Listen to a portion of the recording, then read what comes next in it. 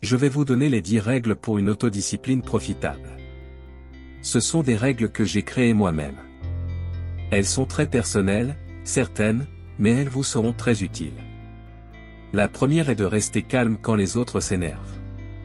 Je sais que vous êtes d'accord avec cette règle, mais je ne suis pas sûr que vous la respectiez toujours. Nous sommes tous enclins à nous énerver quand l'autre s'énerve, à dire des choses qui fâchent. J'étais dans la maison du président d'une grande compagnie d'électricité un soir de tempête et il a appelé l'un de ses chefs pour qu'il s'occupe d'une urgence. C'était un dimanche soir.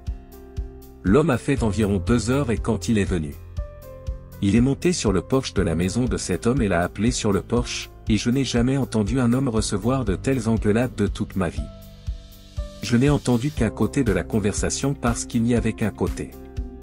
Un homme faisait toute la conversation et un homme faisait tout le travail. Et après que cela ait duré 3 bonnes minutes, l'autre homme s'est essoufflé et n'avait plus rien à dire en sa majesté parce qu'on l'appelait en cette nuit de tempête.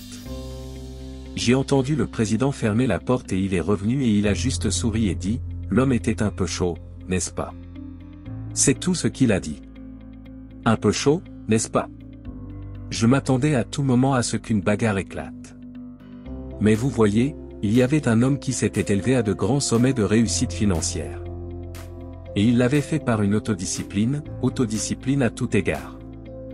Et il ne proposait pas à un ouvrier de la loi qui avait été temporairement déséquilibré par sa colère, de le déséquilibrer et de le faire s'abaisser à ce niveau.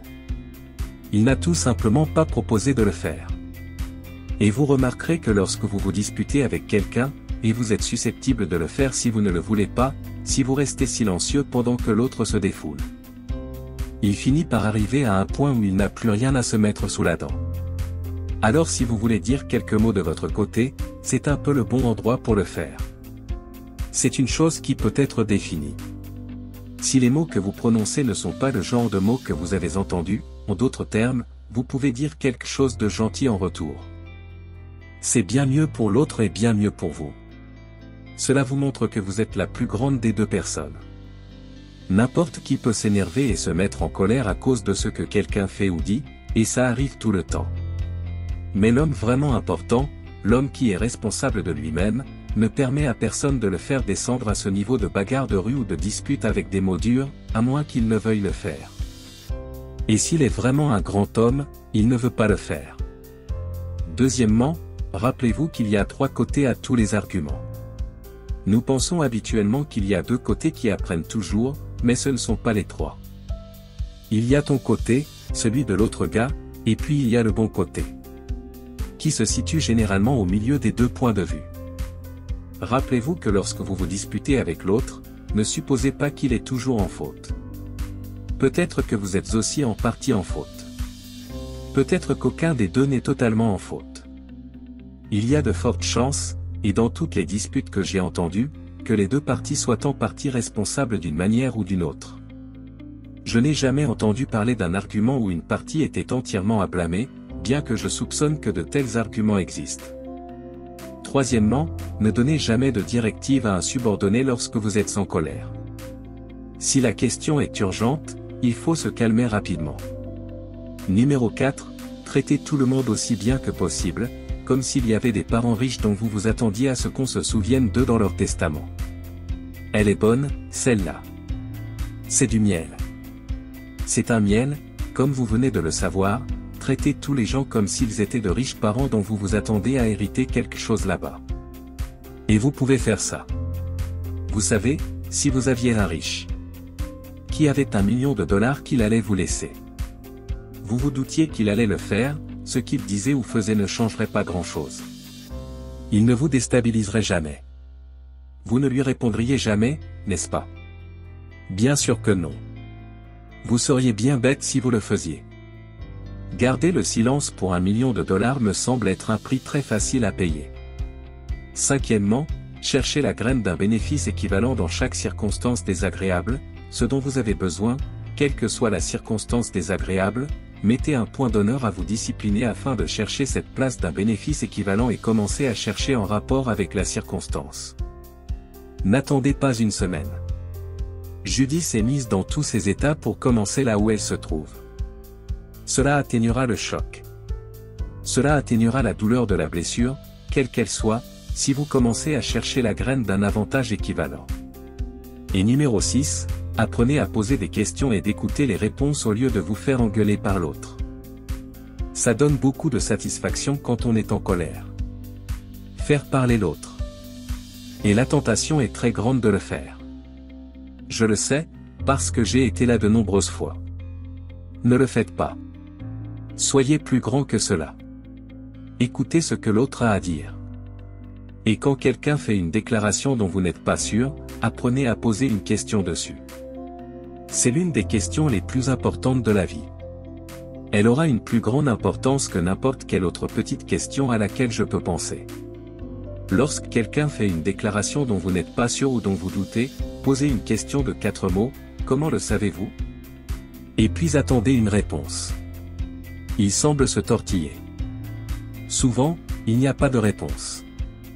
Parfois les gens font des déclarations folles, et au lieu d'entrer dans un argument afin de mieux s'expliquer, ils en font d'autres déclarations.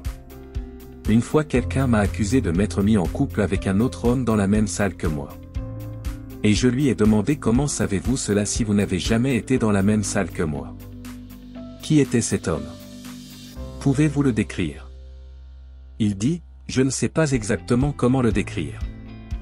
Il l'a dit en termes incertains, pas en classe, mais dans une conversation privée. Il a déblatéré pendant un bon moment sur le sujet, et quand il a fini, je lui ai demandé comment il le connaissait. Et ça l'a vraiment mis hors de lui.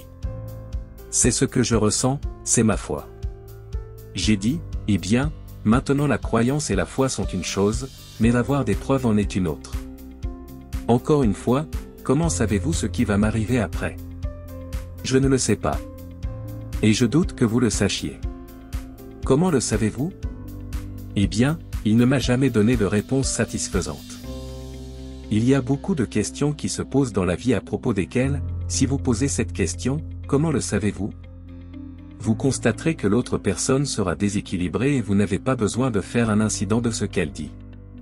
Tu n'as pas besoin de t'énerver sur ce qu'il dit. Septièmement, ne dites ou ne faites jamais rien qui puisse influencer une autre personne sans d'abord vous poser la question suivante. Est-ce que cela va lui profiter ou lui nuire? Et si ça lui fera du mal, ne le faites pas. Ne dites rien et ne faites rien qui puisse blesser une autre personne, quelles que soient les circonstances, même si elle le mérite. L'exercice, l'autodiscipline. Ne faites pas cela parce que si vous blessez un autre homme, vous allez vous blesser 10 fois plus. Parce que ce mal se retournera contre toi. Je me moque de qui vous êtes et des circonstances dans lesquelles vous travaillez ou vivez. Si vous blessez une autre personne, vous serez blessé 10 fois plus. Et si la blessure ne vient pas immédiatement, le taux d'intérieur qui est composé, les co-composés intérieurs, et il sera 100 fois plus grand si vous attendez assez longtemps. Parce que tout ce que vous faites pour une autre personne, vous le faites pour vous-même. Il n'y a pas d'échappatoire à cela. C'est une loi tout aussi importante que la loi de la gravitation, que tout le monde comprend. Vous savez, si vous avez enjambé le sommet de ce bâtiment, peu importe ce que votre esprit était, ce que votre croyance se trouvait être, si vous avez enjambé le sommet de ce bâtiment et violé la loi de la gravitation, vous touchez le sol et vous mourrez en quelques secondes. Et cette loi, qui vous ramène, c'est ce que vous envoyez, est tout aussi ineffable, tout aussi inexorable que la loi de la gravitation ou toute autre loi de la nature. Numéro 8, apprenez la différence entre une analyse amicale et une critique inamicale. Ensuite, décidez laquelle vous souhaitez appliquer dans vos relations avec les autres. L'analyse amicale est une chose et est bien accueillie par la plupart des sens. Je ne m'oppose pas à une analyse amicale de ce que je fais, même si elle est très défavorable.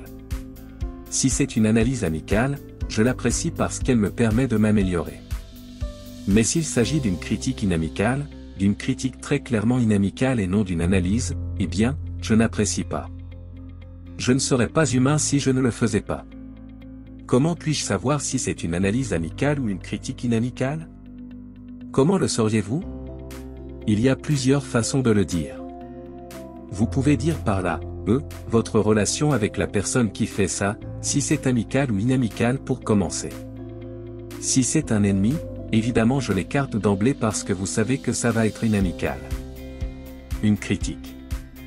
Je peux dire aussi le ton de voix dans lequel il le fait, mais la manière dont il le fait parce qu'un homme qui s'engage dans une critique inamicale utilise généralement un air moqueur. Cela indique clairement qu'il est partial. Si vous avez de l'autodiscipline, vous ne vous laisserez pas influencer par ce genre de personnes. Numéro 9. Rappelez-vous qu'un bon leader dans n'importe quelle vocation est celui qui peut recevoir des ordres aussi joyeusement qu'il les donne. Et numéro 10. Enfin, n'oubliez pas que la tolérance dans les relations humaines est tout aussi importante que la tolérance dans le fonctionnement de la mécanique.